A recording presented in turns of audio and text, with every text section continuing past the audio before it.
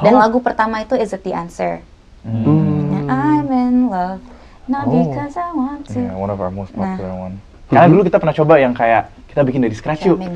Jamming bareng. Itu 5 jam nggak dapet apa-apa itu. Nggak dapet apa-apa. Nggak dapet apa-apa sih. Karena we don't wanna be very bubblegum anymore gitu, pengen nge-rock. We wanna rock.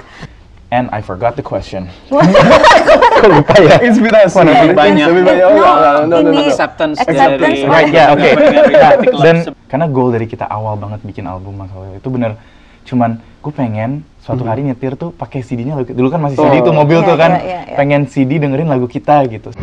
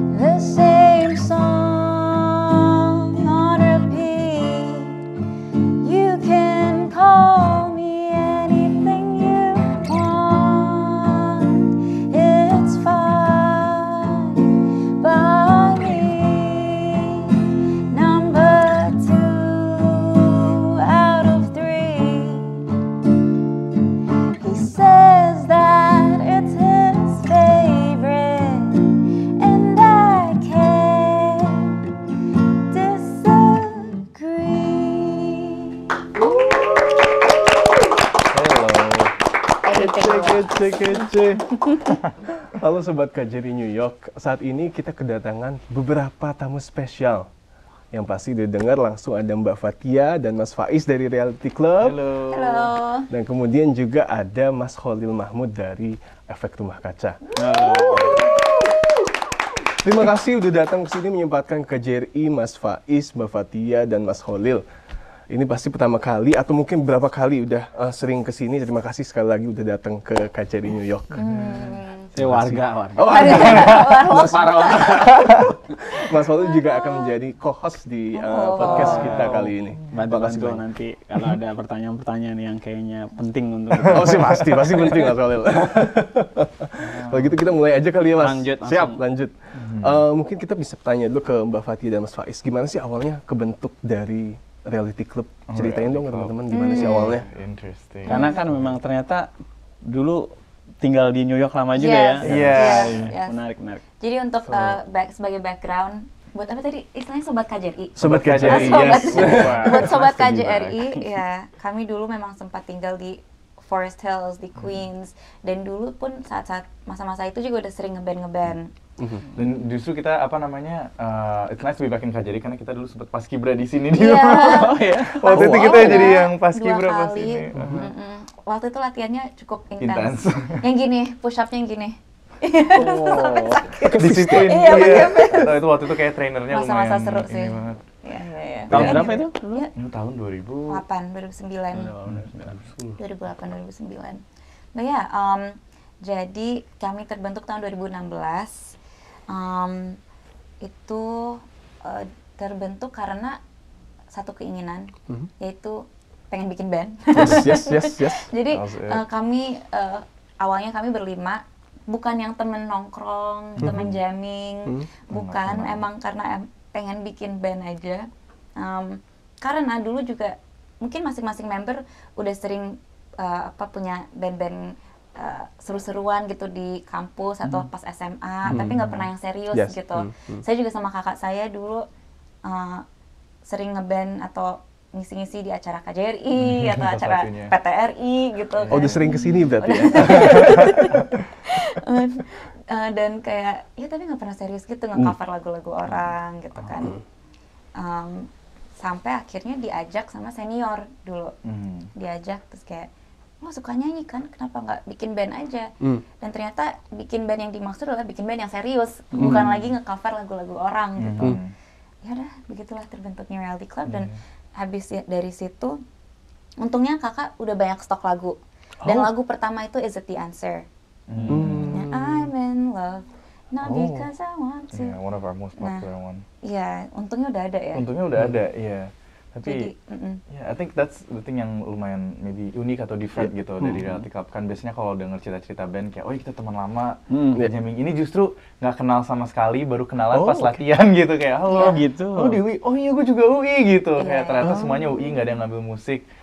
Tapi iya, kita justru kebalikannya gitu. Dan sekarang malah jadi best friends. So.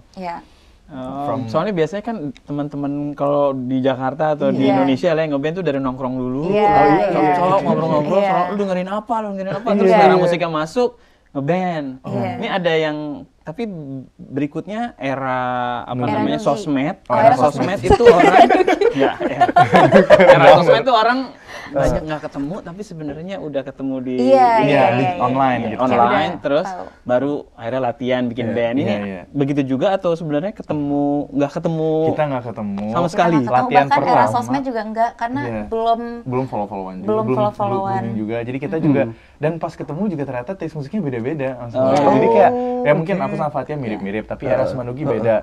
Dan mungkin itu buat sobat camp lo, biar nggak bingung. Ada, jadi sekarang di Reality Club ada 4 personilnya. Personilnya ada saya, Fatia sebagai vokal dan keys, Faiz sebagai vokal dan gitar, Era, makanya tadi lo sebut Era, Era itu drummer, sama Nugi basis gitu. Iya, pas saat itu juga kita nggak follow-followan, nggak nongkrong, nggak satu skena gitu, satu circle lah gitu. Tiba-tiba dikumpulin. Jadi kita baru deketnya ya setelah ngeband itu. Itu gitu sih. Alhamdulillah juga ternyata nyambung ya gitu. Tapi kayaknya why it worked out karena visi misinya sama. Gitu. Oh wow. And if you trust visi misinya sama, it will happen aja sih. Yang ngehubungin siapa satu sama lain itu? Ini temennya dia, ini temennya dia gitu? Jadi lucunya yang ngehubungin sekarang malah udah nggak ada di band. Tapi awalnya di band? Awalnya sebagai basis. Jadi yang awal ngehubungin itu yang ngajak saya pertama kali ngeband namanya Mayo, Bang Mayo. Itu senior saya di Fakultas Hukum Universitas Indonesia di UI. Tapi malah dia paling 6 bulan bandnya jalan, dia cabut karena dia juga ada band lain. Dan dia sibuk juga. Dan dia adalah lawyer juga. Jadi kayak udah nggak kepegang. Betul. Akhirnya Nugi datang. Gitu ceritanya. Tapi lucu sih, tapi kita hubungannya masih baik dan dia juga selalu kayak he's like a proud dad. He's like a proud dad. Every time kita misalnya dapat penghargaan apa, alhamdulillah dia kayak selalu Reality Club, proud of you gitu-gitu. Jadi he's always there, Bang Mayo. Jadi berkat Bang Mayo ini. Berkat Bang Mayo, walaupun dia nggak ada di sini. Menghasilkan berapa album? 3 album penuh. 3 album. Dan terakhir dapat AMI Awards. Wow. Best Alternative Alhamdulillah. Band dan lagu ya. Kalau nggak salah Best Alternative Album sama Best Alternative Grup duo kalau nggak salah. Wow. Luar biasa loh. Aku pengen tahu juga nih kalau inspirasi lagunya itu kan tadi ada yang pertama Is It. Itu gimana sih awalnya? Mas Faiz atau Mbak Fatia? Yang biasanya yang menulis lagu. The main songwriter. Kalau di Reality Club, obviously mungkin di band-band lain juga kayak everybody feel free, siapapun member siapapun yang mau kontribusi lagu. Tapi ya ujung-ujungnya pasti orang itu lagi. For us it's kakak. He contributes like 80%, 90%, or 98, saya 2%-nya doang. saya 3 lagu ada, tapi mostly kakak sih.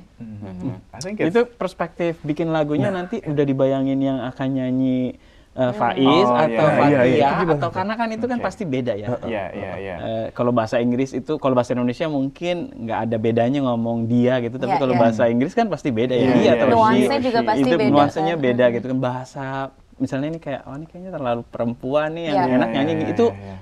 Gimana pembagiannya? Waktu buatnya pemikiran ini emang ditujukan untuk si Fatia yang nyanyi atau nih gua nih gitu misalnya. I think it's dari awal tuh we always try to serve the song kan. Istilah yang sering banget musisi ngomong serve the song itu kayak ini message yang mau disampaikan tuh apa yang kita pengen, what kind of mood we want to bring. Jadi dari situ kita discuss bareng sih kayak ini setiap kali kita bikin lagu itu pasti ada jadi prosesnya biasanya satu songwriter. Karena dulu kita pernah coba yang kayak kita bikin dari scratch yuk, jamming bareng. Itu 5 jam nggak dapet apa-apa itu. Nggak dapet apa-apa. Too many heads, banyak kepala. Terus kayak semuanya juga influence-nya beda. Jadi kayak ini kemana ya, kayak rada aimless. Jadi akhirnya kita kayak oke, kita jangan pernah coba itu lagi. Kita do what works for us. Yaitu ya udah satu orang yang bawa ide gitu, mau itu 10% selesai, 90%. Dan orang ini itu nge-pitch idenya. Nge-pitch tuh beneran kayak pakai deck gitu loh. Kita pakai deck, ada 3 slide setiap lagu. Slide pertama itu adalah judul lagunya, 3 keywords, sama lagu sebenarnya tentang apa, in one sentence. Slide keduanya itu liriknya, di situ baru dive deep, nih sebenarnya tentang apa lagunya. Baru yang ketiga itu mood board. Kayak agency ya? Agency sebenarnya. Sangat profesional. Tapi ini juga gara-gara dikasih tahu sama produser kami. yang pas album 2. Memudahkan untuk berikutnya tuh. Betul, kita pakai sampai sekarang. Walaupun it makes it a bit more corporate atau lebih kayak kaku, lebih corporate, tapi I still feel like creative freedomnya ada banget gitu. Cuman ngebantu nyatuin kepala aja sih, karena soalnya dari mood board itu kan sedihnya orang beda kan. Kayak misalnya sedih patah hati, oke, are you like lebih pengen balas dendam atau pengen ya udah aja gitu. Jadi kayak di mood board itu kita bisa naruh misalnya warna biru, lagunya pengen kayak gitu atau scene from a movie. Yes, gitu. Jadi ya membantu lah menyatukan kepala. Ada briefing dulu, menyatukan kepala, baru nanti kita semuanya masuk idenya. Ini kira-kira yang nyanyi enaknya gimana ya? Lu kebayangnya gimana, lu kebayang gimana? Terus kita discuss yang paling mantep gimana. Jadi nggak jarang juga saya bikin lagu, tapi full Fathia yang nyanyi gitu, atau vice versa gitu. Ya, kebanyakan malah buat saya ya. Thank you. Tapi saya nggak pernah bikin buat saya. Iya nih, kayak dia sekarang nggak ada balikannya ya. Nanti next. Tapi Arrowhead Man adalah paling kasih 1 verse gitu. 1 verse. Tapi kalau dari genre musiknya, maksudnya aransemen segala macam kan pasti ada perubahan ya. Itu penyerapan dari teman-teman yang lain atau kontribusinya untuk bisa shaping genrenya gitu, misalnya kalau misalnya yang awal mungkin nuansanya ada berbagai, ini influence-nya misalnya ada Boy Pablo juga, terus ada yang Arctic Monkeys, tapi belakangan tuh mulai agak western. Jadi kalau sebenarnya yang agak beda lagi kalau Fathia yang nyanyi, ini jadi kayak ada Lana Del Rey-nya, ada gitu kan, ada western cowboy-nya gitu kan. Sebenarnya kan Lana Del Rey agak gitu kan, suasananya 50s gitu. Nah itu kan, itu semua yang kontribusi apa biasanya kalau band tadi kan 1 orang dulu awal gitu, belakang-belakangan ini keterlibatan yang lainnya juga mulai intens atau sebenarnya masih gimana? Kayaknya sebenarnya paling intens justru album 3 I think. Enggak, tapi sebenarnya keterlibatannya sama aja. Dari 1, 2, 3, cuma mungkin kenapa kerasanya beda ya karena kita juga growing gitu. Sama-sama growing, mungkin benar album kita ngerasain banget obviously sebagai songwriters dan yang ngebawain lagu kayak oke, album 1 tuh benar-benar indie pop banget gitu, kayak masih kalau warna tuh kayak pink biru gitu kan, masih fresh. Kalau 2 kita pengen edgy, kita pengen dark, kita pengen hitam merah. Jadi mungkin lebih pengen rock gitu. Kayak karena we don't wanna be very bubblegum anymore gitu, pengen nge-rock. We wanna rock. Tapi akhirnya album 3 kita udah oke, you know what, whatever. Kita nggak usah mikirin genre, nggak usah mikirin apapun, nggak usah mikirin what people think of us. Just create gitu. Makanya mungkin rasanya kok jadi aneh beda, kayak ada western bener, terus ada juga yang agak trap, ada yang pop banget karena we try to serve the song aja. Oke, mungkin song ini kita pengen bawa tadi dari mood apa, atau karena album 3 specifically temanya itu film, cinema. Jadi kita bawa inspirasi dari banyak film-film. Contohnya misalnya Love Epiphany, lagu terakhir di album itu inspirasinya La La Land, jadi lebih musical gitu. Kalau yang Cowboy, inspirasinya justru malah video game, Red Dead Redemption, and like Cowboy movies like Good, Bad, and the Ugly gitu. Jadi kayak ada lagu James Bond juga. Ada lagu James Bond, inspirasinya James Bond gitu. So I think we just grew sih Mas, kayak kayak this is the time to flex our musical muscles gitu rasanya. Terus penerimaan pendengarnya Reality Club kan yang genrenya bergeser sedikit-sedikit itu gimana sejauh ini tuh menarik atau sebenarnya gue lebih banyak suka yang lama gitu. I think you win some, you lose some. Ada yang plus sama tapi ini lebih banyak. Alhamdulillah ya sih. Tapi I think mungkin yang tadi Fathia juga belum bilang, every time we make music ever since, karena goal dari kita awal banget bikin album Mas Holil itu bener cuman gue pengen suatu hari nyetir tuh pakai CD-nya dulu kan masih CD tuh mobil tuh kan, pengen CD dengerin lagu kita gitu. Sesimpel itu, kita nggak pernah mikir pengen manggung di luar negeri atau even manggung di Indonesia, beneran kayak pengen bikin album tuh buat itu dulu awalnya intentionnya. And then it grew, and then pas album 2 juga kita sebenarnya we don't listen to what people think. We don't listen to our manager, our label, or also the fans, or what people like gitu. Jadi makanya kalau misalnya kita mikir kayak, wah kemarin Is It The Answer booming banget nih, gimana kalau kita bikin Is The Answer Part 2 gitu. Enggak, kita malah nabrak dengan yang rock gitu, karena we always try to be as natural as we can. Apa yang kita lagi rasain, apa yang kita pengen, message yang kita pengen bawa. And I forgot the question. Kok lupa ya? Inspirasi. Lebih banyak. No. Acceptance. Right, ya, oke. Nah, dan kebetulan mungkin mungkin kebetulan dengan kita just be ourselves gitu, justru ada yang respect itu dan ngefans banget kayak, wow, Realtika bisa kayak gini. Selalu ada progress gitu ya. And it's kind of like in the most respectful way, educating gitu. Jadi mereka bisa, ini explore loh musik seperti ini. Karena musik tuh is very diverse and enak semua gitu. Iya. Karena nggak ada there's no right or wrong in music, right? Cuman cocok nggak cocok gitu. Ya alhamdulillahnya itu sih, kayak you win some you lose some, benar banget. Tapi untungnya winnya lebih banyak. Mungkin ada juga yang tetap nyangkut di album 1 gitu, yang soundnya pengen yang lebih light gitu. Which is really, kita malah shock kalau orang yang suka itu, karena kalau dengerin lagi Mas, wah buruk banget. Rasanya kayak standar lah ya, kita biasanya kayak kalau lihat ke foto lama aja kok kita norak ya. Kita bisa aransemennya lebih gini. Apalagi itu DIY banget. Itu jujur aja 2016 kita nggak tahu siapa-siapa di industri musik di Indonesia tuh, kita kurang main lah masing-masing personel. Karena emang nggak ada background musik juga, jadi nggak tahu cara recording juga gitu. Bukan anak SAE gitu kan. Jadi kita benar-benar recording seadanya banget. Based on era yang sebenarnya anak teknik komputer itu.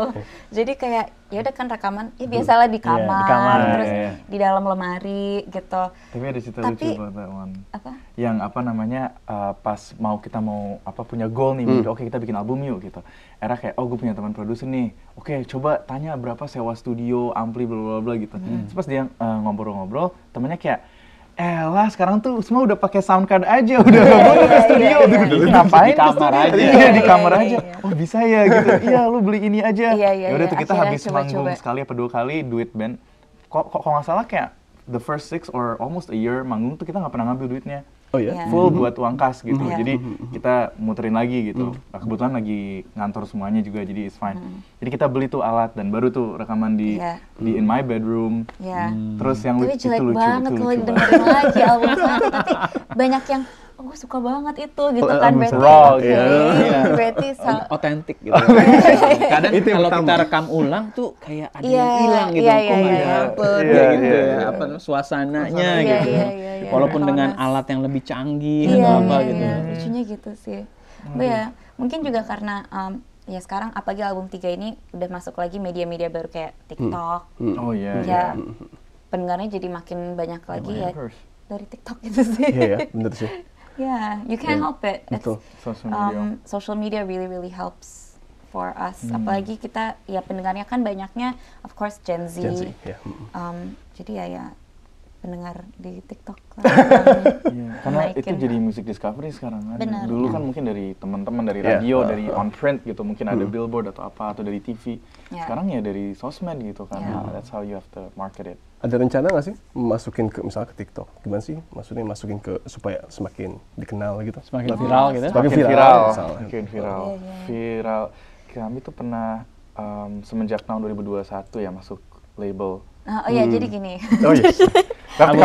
Independen, ya. Kedua masih independen. Album 3 udah masuk. Jadi sebenarnya udah bukan indie lagi. Soalnya ya kita udah bukan indie. Kita udah masuk major label sebenarnya sejak 2021. Album 3 ini. Tapi namanya Dominion Records under Universal. Sublabelnya Universal. Jadi ya kami sebenarnya bukan band indie. But Yeah, I mean, I think the reason why we also took this label karena emang mungkin secara spirit masih rada indie. Yeah, mereka sama sekali nggak sentuh kreatif prosesnya dan mereka sangat supportive. And untungnya itu, the thing is dari awal kita udah beberapa kali nolak sebenarnya tawaran masuk label dari sejak album 1 sama 2 karena we wanted to enjoy the process, right? The learning process. What does it take? Like sebenarnya ntar kalau masuk label, what will they do for us? Gitu. Biar kita nggak dimain-mainin lah atau apa gitu. Jadi kita beneran tahu tuh sampai ke Ben Hill nyari printing buat album gitu. Kita beneran ngeriset semuanya gitu. Kita ngumpulin duit sendiri, dari marketing sendiri, produksi merch sendiri, semua sendiri. Jadi pas masuk ke label tuh udah in a powerful position lah. Kita udah kayak ini kita udah running nih tanpa lo. We can do it without you. We just need your money. Jatuhnya gitu, enaknya jadi kayak ya udah creative side-nya enggak, tapi mungkin juga karena kita punya 2 law students. Jadi itu proses negosiasinya lama banget. Dibaca banget kontraknya karena you need to do that, right? A lot of musicians mungkin they feel cheated by the label atau apa karena they didn't really understand. The devil is in the details. The devil in the details. Kita banyak lah nego-nego kayak, oh ini apaan nih maksudnya? Hapus. Orang paling males berurusan sama kita karena lama di kritis di paperwork. Iya, terus akhirnya masuk label ini dan of course when you have to be tough pas negotiation, tapi pas udah jalan mutual respect kan. Kayak we have to also understand they come from a place yang mungkin lebih tahu dari kita gitu, udah lama in this industry. Now going back to the TikTok thing, pertama kali kita ketemu sama full timnya tuh baru nyadar, wow kita ada orang yang 9 to 5 buat kita gitu. Kayak ada tim marketingnya, ada finance-nya, ada ininya, dan itu tim marketing itu brilliant people yang mikirin insights dan cara bikin konten dan lain-lain gitu sih. Tapi sebenarnya at the end of the day ya masalah keviralan it's like you never know. You never know. You never know. Tadi you never know. Pak Lanjut bilang apa ya? You never know. You never know. You never know karena mau tim marketing sepinter apapun udah ngebakar duit berapapun. Iya gimana? Sometimes it doesn't work. Sometimes malah yang kayak spontaneous yang work gitu kan. And we've learned to udah accept that. Ikhlas. As long as you do your best gitu kan. As long as you do your best, dan untungnya ya kita nggak mager sih untuk disuruh ini itu di TikTok. Jadi kan ada ya maksudnya kan yang kayak kita nggak mau gitu. Sama sekali gitu ya. Iya sama sekali ikut perubahan gitu. Ya kami masih mau lah. Masih mau gede juga soalnya. Jadi kayak boleh lah gitu. To an extent. We don't wanna, jogetnya juga mungkin segimana yang pas dan nyaman sama kita. Karakter bandnya. Jangan yang nggak usah dipaksain kayak gimana gitu sih. Tapi kan sekarang udah nggak dengerin di mobil doang nih sekarang, bahkan udah bisa tour. Barusan ini tour di Amerika kan, ya nggak banyak band yang bisa melakukan tour yang panjang gitu di Amerika gitu. Nanti bisa cerita sendiri nggak gimana ceritanya bisa tour panjang di Amerika gitu, wow.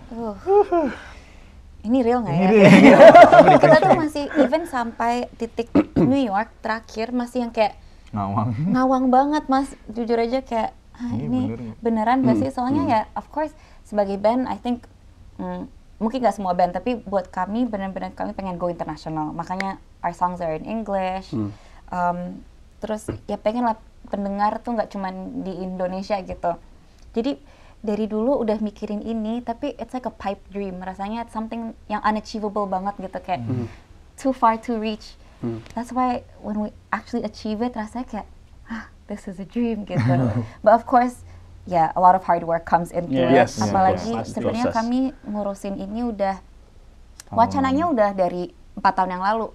Dari South by Southwest pertama, tahun 2020. 21 ya? 2020. Waktu itu kami pernah ketemu di salah satu event gitu. Kebetulan kami Efek Rumah Kaca baru pulang South by Southwest dan Reality Club akan berangkat. Jadi berburu dulu waktu itu. Tapi ternyata pandemi. Pas banget. Gagal berangkat.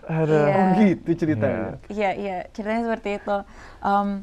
Terus ada yang bantu untuk bisa tour kan, karena kan kompleks ya, bisa tour di Amerika, di berbagai kota, dan pasti ya melelahkan gitu kan, karena itu panjang ya kan, benua lah ibaratnya gitu. Amerika panjang gitu dan nggak banyak band yang bisa melakukan itu. Bahkan sekelas Burger Kill yang besar aja tuh juga baru-baru tahun ya 2 tahun 3 tahun lalu lah mereka bisa melakukan itu. Reality Club udah bisa melakukan itu sekarang kayak wow hebat banget gitu. Bisa di-share mungkin ceritanya tips and tricks ya. Tips and tricks. It's definitely the biggest project we've ever done as a band. Dan ini juga big project, big group juga sebenarnya. Bukan cuma kami berempat, banyak banget yang terlibat.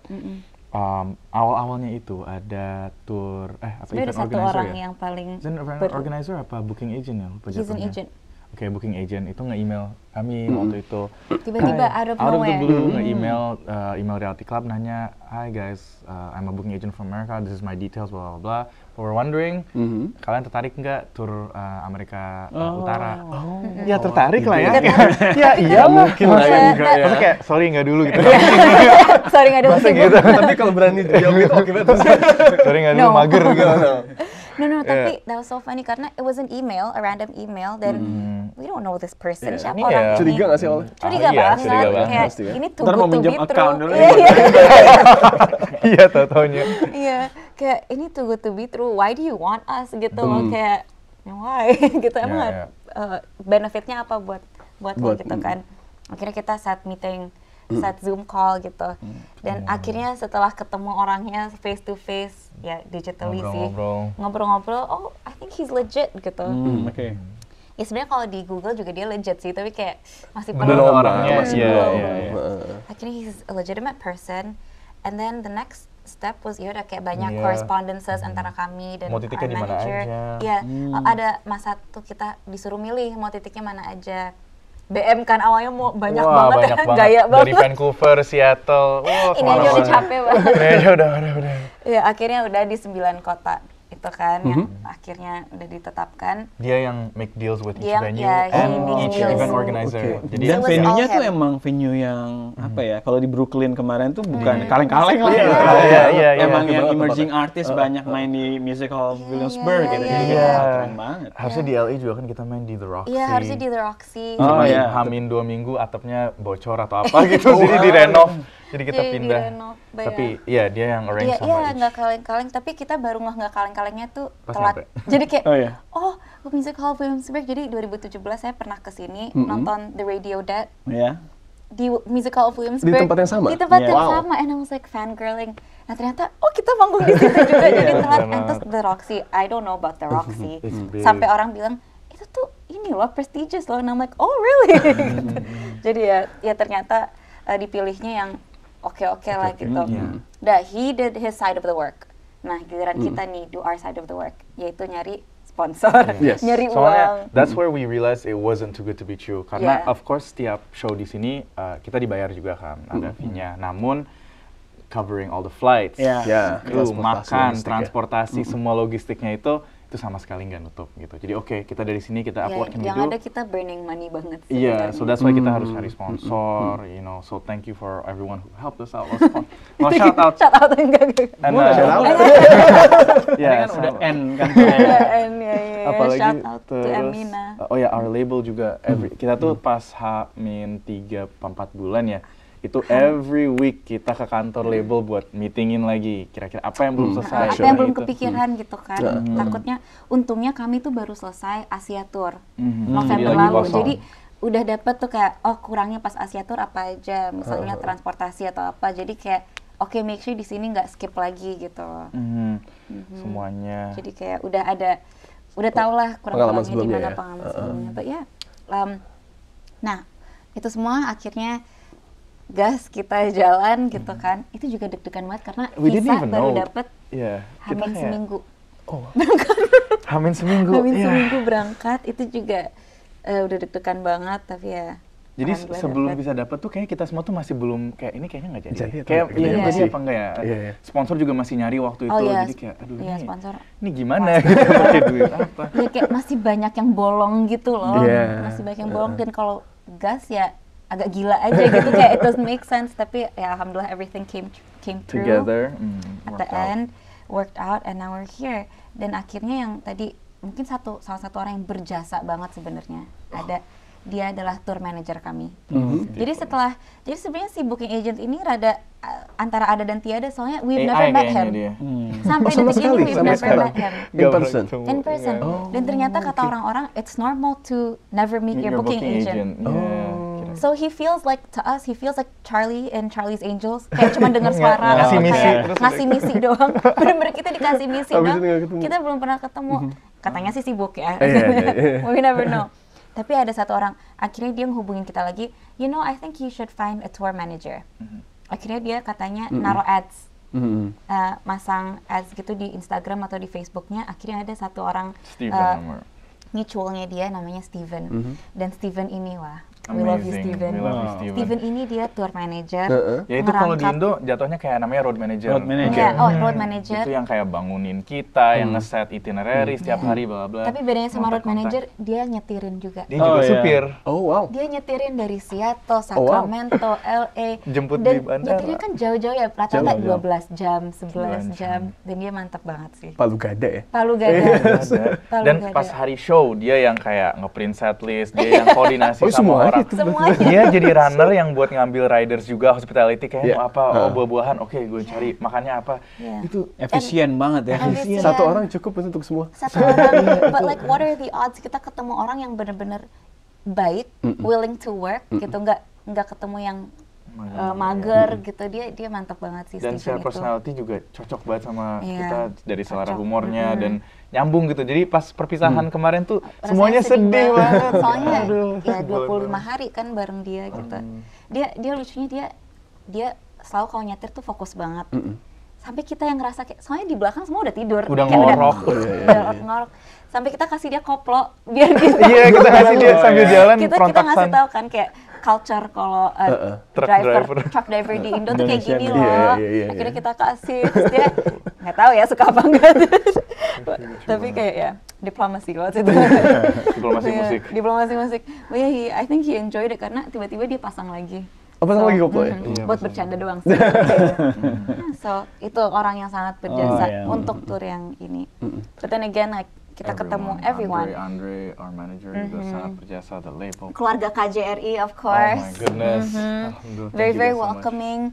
Soalnya di hari ketiga anak-anak udah pada kangen nasi Padang. Oh iya. Baru 3 hari di Amerika udah tiba kayak siapa yang kangen nasi Padang? Karena for the rest of the band, maksudnya alhamdulillah saya dan kakak udah pernah tinggal di sini. Tapi buat sisanya ini pertama kali mereka ke Amerika. Jadi dan langsung lama ya? Dan langsung lama. Masih kangen sih itu. Jadi benar-benar hari ketiga udah kangen nasi Padang. Burger lagi. KJRI San Francisco dikasih gudeg gitu. Jadi benar-benar ngerasa kehangatan Indonesia wherever you go, right? Yes. Gitu. Tapi favorite gig teman-teman di mana sih? Kalau di kota nih kan banyak tuh 25 hari. Apa nih yang paling berkesan? Akhirnya kami 7 show kan. 7 show ya, oke. Dari 9 jadi 7. Tapi favorit, everything is so different. For me, my favorite is New York, definitely. New York? Karena sentimental. Sentimental dan juga karena show terakhir, jadi kayak udah nggak harus jaga stamina atau apa, kayak udah bisa di situ. Dan juga ketemu teman-teman yang lama ya. Itu hal yang unexpectedly actually the highlight of the night for me kadang. Not the manggung, tapi pas backstage ketemu, ya Allah ini ketemu orang ini terakhir 15 tahun, 13 tahun yang lalu gitu kayak apa kabar? Ada rasa ini nggak kayak you prove to them kayak I made it gitu. Karena ada waktu itu temannya Faiz yang datang yang dulu ngeband bareng tapi ya dia nggak lanjut ngeband gitu. Mungkin dia lebih serius ke karir yang lain ya. And then he watched you. So. And he was so proud. Banyak yang lucu, banyak temen-temen yang nangis katanya ngeliat kita kayak terharu. Oh kayak mama. Malah mereka yang nangis, lucu sih. Kalau saya di LA. Di LA. Kenapa di LA? Karena rusuh. Rusuh penontonnya. Maksudnya penontonnya tuh ekspresif banget ya. gitu. Very engaging ya. Very engaging. Dan waktu itu juga pas di LA, mungkin karena suka pura-pura kalau misalnya lagi ada kaca gitu kan kayak Hello Los Angeles gitu. Nah ini beneran kita bisa ngomong Hello Los Angeles. Terus juga waktu itu disupport, nggak disupport sih, tapi Nicky Zevanya ikut nonton. And like kita semua nge-fangirl juga sama dia. And ya maksudnya she's a big timer now gitu kan di LA. And so her coming to our show was wow. Nah, Mas Khalil juga kemarin nonton juga Itu kami juga, sangat itu juga pas dikasih tauin selesai manggungnya kayak iya "Guys, sama tadi sama sound engineer kami gitu." kayak iya Daki, kalian ya. suka RK kan gitu. Iya. Ya iya. Kayak ya tadi ada Mas nonton. Wah, gitu mana? So, Iya, jadi ada thank you so much. ada hal ini dari rumah gitu, jadi nggak bisa ketemu di backstage pas kemarin main. Tapi keren banget, gue ngerekam beberapa nih tadi. Wah, thank you so much. Kalian mainnya What a top dream. banget ya. Ya gitu sih, paling LA, New York. Tapi even the most unpredictable one for me Sacramento. Lucunya gini, pas kita ke Sacramento, oke, kita sebagai reality club, visinya atau enggak, bukan visinya, but our mindset datang ke sini sebagai band baru aja. Iya. Untuk memperkenalkan musik. Jadi mau sepi, mau artinya rame. mau sepi, mau rame nggak apa-apa, Lanjut kita aja ya, tetap pokoknya. main dengan maksimal. Kayak ada tiket sales mungkin yang kurang baik gitu, nggak sebaik LA atau New York, tapi yaudah we still wanna Give do it the show and give it our all. Contohnya Sacramento. Who lives in Sacramento? Nobody. Even our fan gitu, dia senang banget kita datang, tapi dia kayak Kalian ngapain di sini? Why are you in Oh, mereka bertanya Sacramento? malah. Iya, mereka nobody comes we're here. like, Why I do you don't guys know. come here? Like, oh. But Sacramento was surprisingly nice. fun. It was really intimate, tapi kayak yaitu energi saling bertukar energi itu sih. Kan lucu kayak ada orang yang kayak, wah ini orang Indo nih gitu kan. Habis stage kita datang kenalan soalnya apa? Because it was intimate, kita kenalan sama fan-nya. Oh enggak, ternyata dia orang ngeprint. Filipin. Iya. Ternyata orang Filipin. Oh, kita udah gitu. yakin banget ini orang Indo gitu. Ternyata bisa ternyata Jadi- orang mana gitu. So, Jadi actually di interesting. banyak titik tuh, of course awalnya kami strateginya itu untuk marketing kayak target diaspora Indonesia, orang Indonesia yang mungkin kenal band kami yang tinggal di luar negeri. Tapi pas kita actually do the shows, I would say it's even 50-50 or more it's yang not non 50-50. it's It's like even more. even 80 yang bukan Non-Indonesian. Indo. Iya. Oh, bagus dong berarti ya Yeah, sebenarnya. which is It's interesting. segmennya lebar. surprising kayak denger dari mana setiap kali itu biasanya gitu. Kalian kayak, discover us dari "Where did you mana listen?" gitu. And they're always like Spotify. Spotify. Tapi yang Sacramento itu lucu karena dia tuh datang bawa printan Foto foto kakaknya. karena kakak saya nggak bisa datang nih, tolong ditandatangan fotonya. Maksudnya fotonya kayak foto wanted poster gitu loh, kayak Iya, mugshot kayak dan mugshot. black and white gitu, jadi kayak Kayak apa di printer rumah gitu loh. Kayak oke, we'll sign it. Lucu. Banyak Iya. kita lucu sih for this tour. Seru-seru. Menarik. Nah, di sela-sela itu kan sebenarnya tadi kan bilangnya ada 9 Iya. rencananya Iya, 9 9. panggung, tapi Jadinya ternyata 7. 7 dan kita tahu belakangan ini bahwa Red Tetap akan main di South by Southwest dan akhirnya mengundurkan diri. Itu kan sebenarnya kan menggemparkan ya masuk ke Jakarta dan banyak yang apa namanya memberikan hormat kepada Reality Club karena ya berhasil mengambil keputusan yang berat gitu dan ya bisa ceritain nggak tuh gimana prosesnya dan ya apa aja yang dipertimbangkan gitu. That was really tough. That was Itu udah di jalan tour ini kan sebenarnya. Udah, itu kita di jalan dari LA ke Austin. lagi di jalan. Satu Jadi jam habis lagi dari nyampe. Joshua Tree gitu. Satu setengah jam lagi nyampe gitu Austin. Terus kayak ya udah of course ngecek KP gitu kan, ngeliat South by. Terus kayak, ternyata ada kabar banyak bands yang pull out. Tapi awalnya kan kayak why gitu kan, ternyata pas telusuri of course it's because of the sponsors, the super sponsors of Not South just the by. normal sponsors, super sponsors. Akhirnya I'm like, wah ini nggak benar nih. Akhirnya guys kita kayak harus emergency band meeting karena kita udah mau nyampe Austin nih. What do we do gitu kan? Apalagi Manggungnya sebenarnya besok lagi. manggungnya besok. Apalagi sebenarnya backgroundnya kami di band tuh we're all pretty vocal, cukup vocal about Palestine gitu kan. Jadi I feel like if we keep going on, anything we say about Palestine, it will just people won't wanna listen to us gitu loh. And kayak nelan ludah gitu loh rasanya gitu. Akhirnya yaudah emergency band meeting. Pom bensin. Stop di pom bensin di antah berantah itu di mana. Akhirnya kita yaudah kita pamit izin kayak, dulu ke kru gitu sama kan. driver. Kita berempat sama manajer. Kita Masuk dulu ke pom meeting bensinnya dulu. ngobrol bentar gitu. Mikirnya bentar tapi ternyata kita sejaman lebih itu ngerundingin. Ngerundingin karena kayak we need to think about it thoroughly kan. Kayak jangan langsung ambil keputusan yang one-sided juga karena banyak pihak yang udah bantu kita sampai situ gitu. Dan Akhirnya kita omongin, it's very complex. Ada opsi-opsi lah misalnya, misalnya kita tetap main tapi misalnya kita aksi apa di panggung. Karena kita nggak mau, we don't wanna play a normal show.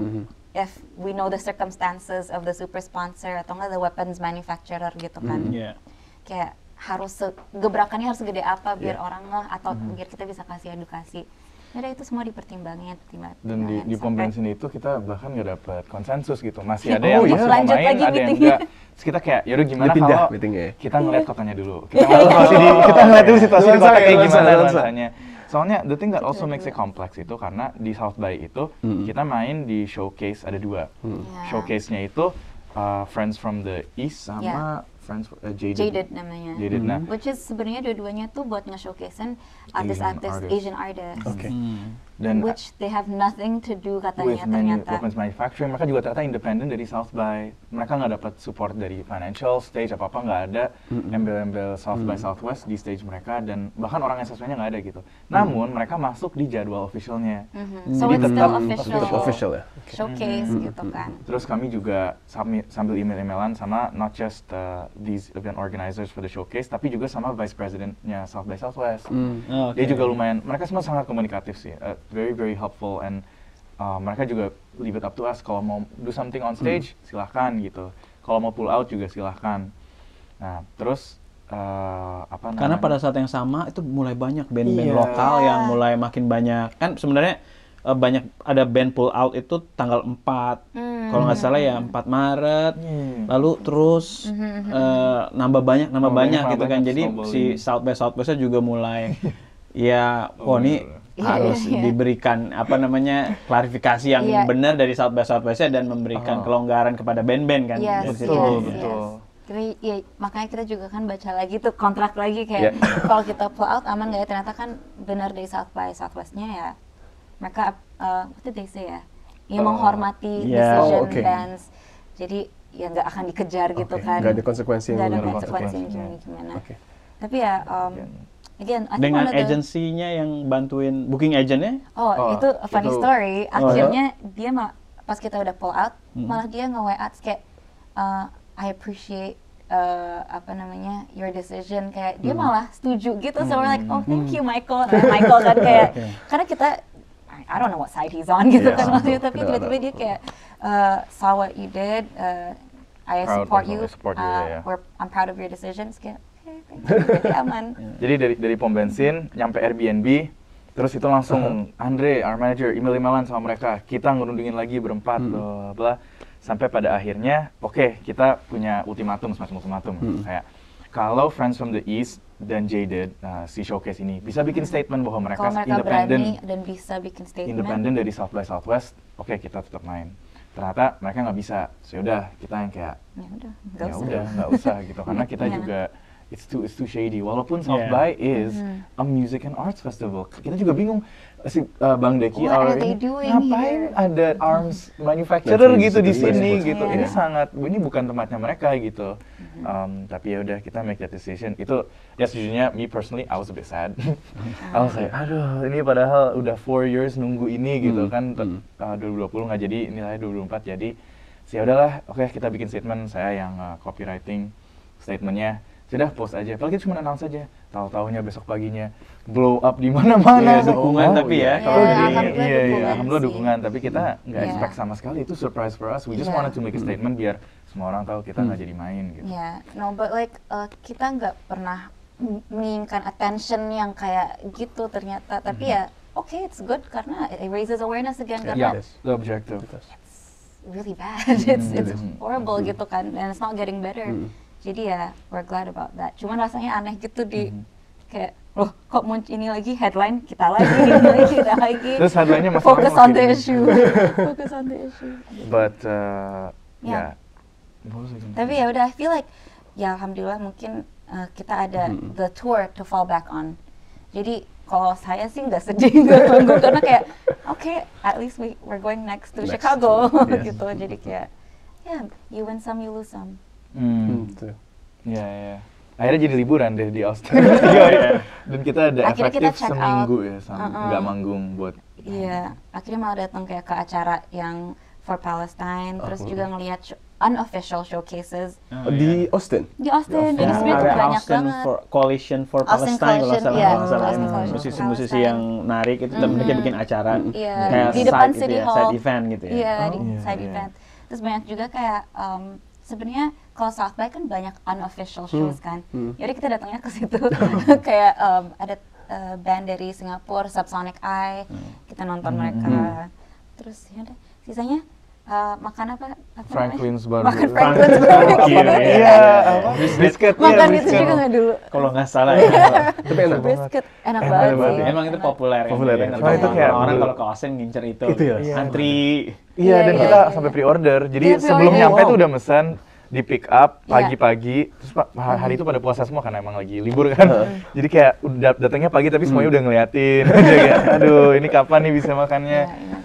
Aduh, so good. Untungnya kita di dalam satu band ada satu foodie banget, and I think that's always a blessing kalau band iya. karena biar dia aja mikirin gitu kalau Mau kita kemana ya? Kota mana dan ada aja. kalau kita nugi, jadi dia udah dari sebelum berangkat malah udah mau pre-order. Di list gitu ya? Iya, udah mau pre-order si brisket Kota gitu. ini apa nih? Iya, Iya, iya, dia iya. udah Apa tahu yang semua. populer. Jadi kayak ya udah kita ikutin nugi aja. Mhm. Gitu sih. Kalau dari pelajaran pengalaman tour kemarin ini kira-kira yang bisa di-sharing buat temen-temen yang nonton atau mungkin juga mungkin kalau buat KJRI di berbagai wilayah gitu yang untuk support musisi Indonesia kira-kira apa yang bisa Oke. diimprove oleh mereka? Belajar dari kebutuhan ini gitu? Ya, Yap, ya. yap. Aduh banyak banget yang ingin disampaikan kalau untuk kayak emerging bands mungkin yang pengen Yeah. tour juga. Bisa kita adain sesi mentoring kali ya? Wow. Pasti kan pengalamannya Iya, banget, nggak pasti, banyak pasti, sih pasti. yang bisa Iya, melakukan iya. tour di kota-kota sebanyak itu. Paling biasanya kalau nggak west aja Iya, atau east east aja. aja. Nah, kami kan baru tahu tentang itu. Oh, Maksudnya ada orang yang kayak, ini kalian gila sih kayak travel by land to the whole country. Iya. Biasanya itu yang kayak bands kalau east aja, west aja. Terus kita kayak, oh gitu ya. Terus pas Kita kan dihitung, terima-terima nggak aja. pegal semua ya. Wah, masalah itu banget. pegel banget tapi kayak Tapi lucu semua banget sekarang terbayarkan. mikir kayak kalau road trip Jakarta-Bandung, alah gitu. Iya, sekarang jadi kayak 2 jam. 2 jam, itu mah nggak ada yang tidur itu. But of course, I think the main overall message from this tour yang kita bisa ambil is ya, Don't give just up on don't your, give up. don't Like, give up on your daydream. Keep going at it. Karena yang tadinya, again, yang kita kira pipe dream itu, siapa sangka bisa main di LA, New York, Sacramento, Chicago, ya ternyata bisa. It may not take instantly, it may Yeah, not be yeah, instantly, yeah, karena Banyak kerja keras ya, Yeah. jadi tetap bisa gitu. I think what people think is like, oh reality club kayak viral misalnya Anything You Want atau Am I Bothering You, tapi sebenarnya kan kita udah ada 8 tahun gitu, maksudnya kayak Prosesnya ya? there is a whole process behind it, so just trust the process. Ada ini ya, apa namanya, duit. Ini quote spesial dari Pak Konjen, Quote spesial. super keren. Kita langsung, jadi saya langsung catat sih. Kayaknya apa tadi? D itu doa. Doa. Doa. Doa U-nya? itu katanya apa namanya? Usaha. Usaha. Doa Doa, usaha. I-nya itu ikhtiar. Ikhlas apa Ikhlas. Ikhlas. Saya itu tawakal dan S itu syukur. Yes. Dan Yes. tapi yang kerennya itu ini semua tuh sebenarnya ada bahasa bisnisnya juga. Oh, Jadi doa itu Planning. Oh, iya, iya, iya. strategizing, and then usaha itu adalah Execution. execution Yeah. tadi ya, planning execution. And yeah, so it's like it's funny because ini hal seperti itu something yang mungkin orang tua kita sering ngomong gitu, doa ikhlas bla bla, tapi sebenarnya behind it ada sainsnya Ada juga. sainsnya. Keren luar biasa. Pak Konjen keren, Pak Konjen. Yeah, The best quote ever. But yeah, there's so many things yang kita appreciate banget. Kita sekarang ada tagline baru yaitu Alhamdulillah for everything. Jadi Soalnya semenjak Asia Tour pas di Malaysia kita ke radio kan. Iya. Terus kok Caki di depan radionya ada stiker gede gitu, Alhamdulillah for everything, tapi A-nya Avengers, logo Avengers logo gitu. Avengers. Logo Avengers. Alhamdulillah for everything. Gitu kayak, oke. Di kantornya ini pas kita mau recording gitu ada kantor orang gitu, terus ada stiker gede gitu. Wah, lucu banget. Itu Ya quote. bersyukur aja kan Bersyukur ya, for everything. Ya mungkin Iya, some emang. things didn't go Yeah, as you but hope, some tapi yeah. kayak Ya, we never know. that's Yang life. penting do your best gitu Ya, ya. yang penting Yeah. the best. We're just Benar-benar. very happy. And tadi buat KJRI, Kak Jerry has helped us so much. Thank you so much. Paling for bands yang mau kesini, I think they're already doing good. Bikin podcast seperti ini ya. Undang makan gudeg. Mungkin for bands yang, karena mungkin not everybody knows about KJI kan, mereka atau kayak keberadaan or like how they can help the bands gitu. Mungkin buat bands-bands yang mungkin main di luar negeri atau something. Don't forget to reach out. Ke KJI. Mungkin sekedar cuman ngabarin aja atau apa.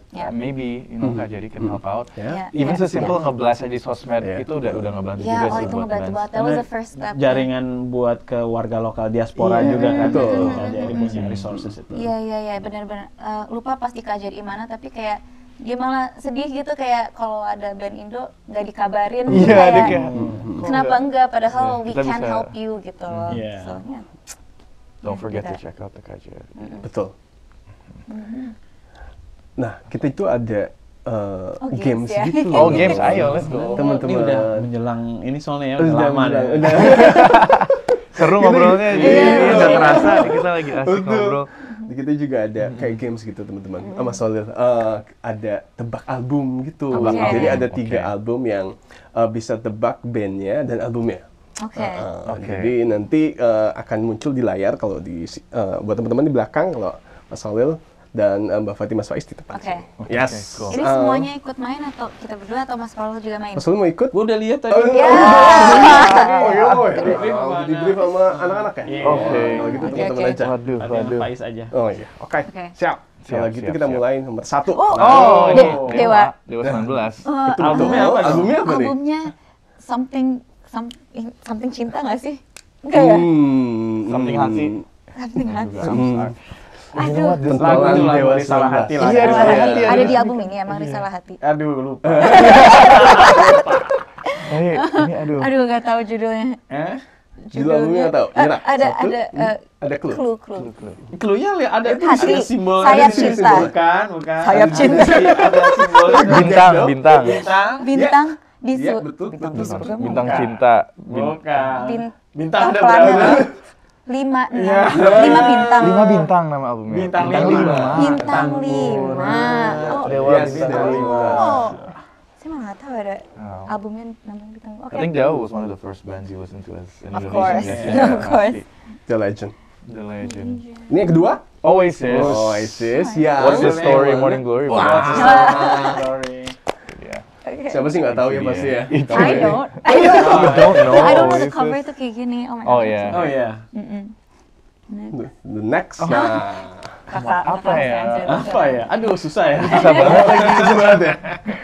Arctic Monkeys, Favorite Worst Nightmare. One of my, actually this is the first album I listened from them. Jadi saya nggak dengerin dari album 1 gitu. Dengerin album 1? Nggak dengerin, baru dengerin di album ini. Ada teman yang kayak, you should check out this band. Dan itu masa-masa di New York juga nggak sih sebenarnya? Actually discovered it here in New York. Pas lagi SMA. 2007 itu ya? Iya.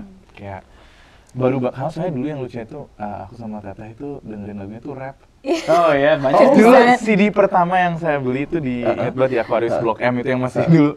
Itu kayak milih antara Eminem atau 50 Cent, ambil 50 Cent gitu. Dulu tuh kita dengerinnya rap banget, baru dengerin rock music tuh SMA, SMP gitu. Iya, kita dengar misalnya di Indonesia si Jirapah itu kan juga dari New York ya. Itu kan kita taunya dia kayak indie pop gitu. Tapi sebenarnya dia hip hop banget. Kan hip hop banget. Yes. Great album. More. Cukup. Thank you so much. Terima kasih. Such a pleasure. Kita mau ucapin terima kasih buat Mas Faiz, Mbak Fathia, dan Mas Holil. Terima kasih Mas Holil. What a pleasure. Sekian KJI New York, mungkin bisa di like, subscribe. Thank you banget, terima kasih, bye-bye.